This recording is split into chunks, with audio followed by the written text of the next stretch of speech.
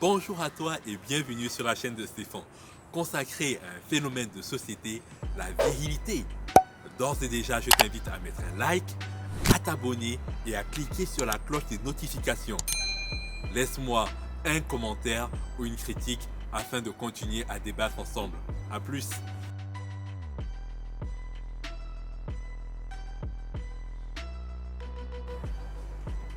Alors, dans la vidéo d'aujourd'hui, je voudrais te parler d'un phénomène que j'ai pu remarquer.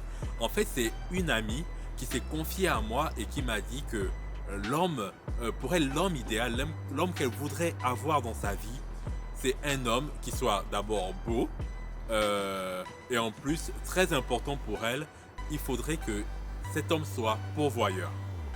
Alors, je lui ai posé la question à cette amie.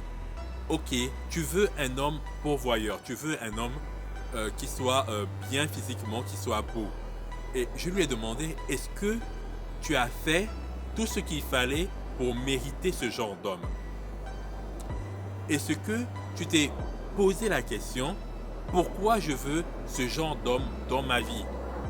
Est-ce que tu veux ce genre d'homme dans ta vie parce que tu as observé une personne de ton entourage, une personne que tu admires, qui a à ses côtés un homme pourvoyeur, ou c'est simplement quelque chose qui t'est passé par la tête et que, en fait, cette amie, elle n'a pas pu me donner une réponse claire. Elle voulait un homme pourvoyeur pour des raisons inconnues, pour des raisons qu'elle-même ne connaît pas. Parce que c'est une jeune femme qui n'est pas proche de ses sous, c'est une jeune femme qui n'est pas attirée par ce qu'on appelle de l'argent. Et en plus de ça, c'est une jeune femme qui vit un peu, on va dire, sa meilleure vie. C'est-à-dire qu'elle n'est pas adepte de la discipline, elle n'est pas adepte de l'autodiscipline. En fait, c'est une jeune femme qui fait un peu ce qu'elle veut. Et moi, je lui ai dit, ben, écoute, dans la vie, pour mériter certaines choses, ben, en fait, il faut y travailler. Il faut le mériter. Tu ne peux pas vouloir être millionnaire, tu ne peux pas vouloir avoir de l'argent, tu ne peux pas vouloir avoir une certaine catégorie d'hommes si tu n'as pas travaillé et si tu ne le mérites pas profondément. Alors, je voudrais te demander, est-ce que tu connais ton pourquoi? Est-ce que tu t'es déjà demandé pourquoi tu voulais telle ou telle chose? Ou tout simplement, tu veux telle ou telle chose parce que on te l'a dit, on te l'a soufflé à l'oreille que c'était quelque chose de bien pour toi. C'était quelque chose de bien dans la vie. Demande-toi pourquoi tu veux certaines choses. Demande-toi pourquoi tu veux un homme pourvoyeur.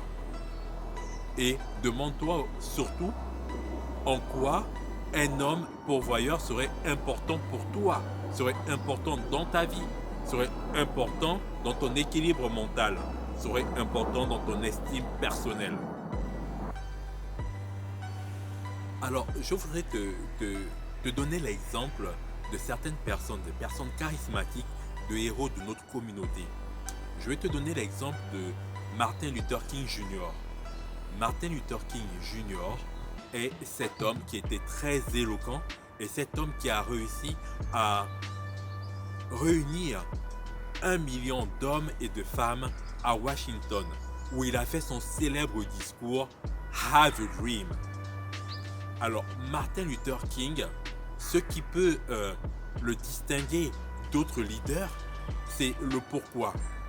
Martin Luther King, tu vois bien dans sa vie qu'il avait un fort pourquoi. Et c'est ce pourquoi qui l'a entraîné à faire ce qu'il a réalisé. C'est-à-dire, au summum de sa carrière de prêcheur, au summum de sa carrière d'activiste, réunir 1 million d'hommes et de femmes, pas seulement des Noirs, mais aussi des Blancs et d'autres communautés. Alors, il a réuni ce million de personnes et il a fait ce discours mémorial. Et il a réussi à faire cela parce qu'il avait un fort pourquoi.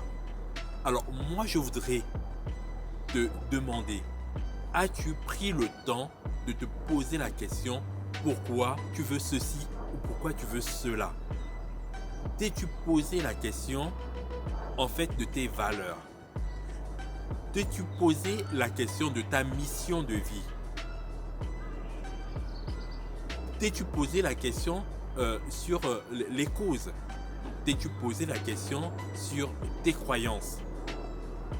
Parce que ce sont ces valeurs, ce sont ces croyances, ce sont ces causes qui peuvent t'emmener à avoir une histoire charismatique, à avoir une personnalité charismatique, une histoire telle que l'histoire de Martin Luther King Jr. C'est un peu dans le monde de l'entrepreneuriat, l'entreprise Apple.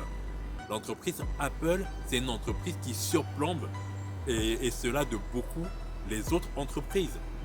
Non seulement dans la téléphonie mobile, que dans l'ordinateur personnel, mais aussi Apple s'est mis à faire aussi des montres.